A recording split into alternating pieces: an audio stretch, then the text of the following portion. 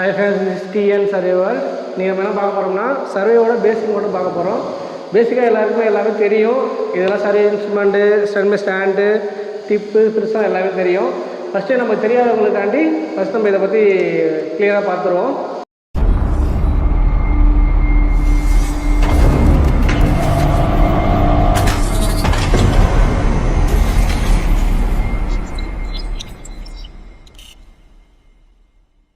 இப்போ இது ஸ்டாண்டு எல்லாருக்கும் தெரியும்.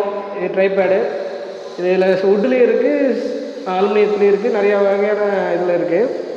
இது பார்த்திங்கன்னா இது போல், உங்களுக்கே தெரியும். இது போல், இது வந்து ப்ரீசம். இது வந்து ப்ரீசத்தில் இது வந்து -30 அப்படின்னு ஒரு இது கொடுத்துருப்பாங்க.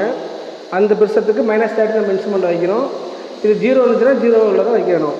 இது டிப்புன்னு சொல்லுவாங்க. இது ஜூம் பண்ணி காட்டு. இது டிப்பு. இதை நம்ம கழட்ட முடியும். கலட்டி அட்ஜஸ்ட் பண்ணுற மாதிரி கொடுத்துருப்பாங்க.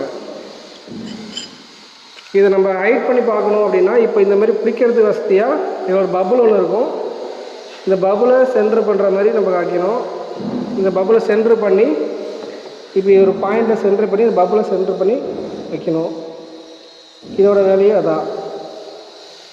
இப்போ இதை பற்றி உங்களுக்கு எல்லாம் மேக்ஸிமம் தெரிஞ்சுக்கணும்னு நினைக்கிறேன். சரியாக படிக்கிறவங்களுக்கு இதை நான் மேக்ஸிமம் எல்லாருக்கும் தெரிஞ்சிருக்கும். இது ப்ரிசம், இது டிப்பு, இது ஓலியா ப்ரிசம், இது பபுள், இதோட பேர் போல் செஞ்சுருக்கோம். ஆனால் இப்போ நம்ம டிஎஸ் பார்க்கலாம்.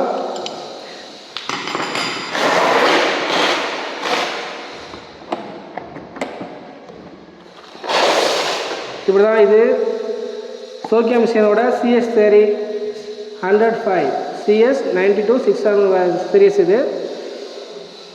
இதுக்கு ஒரு பேட்டரி கொடுத்துருப்பாங்க, ஒரு சார்ஜர் இருக்கும். இதேமாதிரி நிறைய மாடல் வந்துருச்சு. இது லேசர் மாடல் இதில் இருக்குது.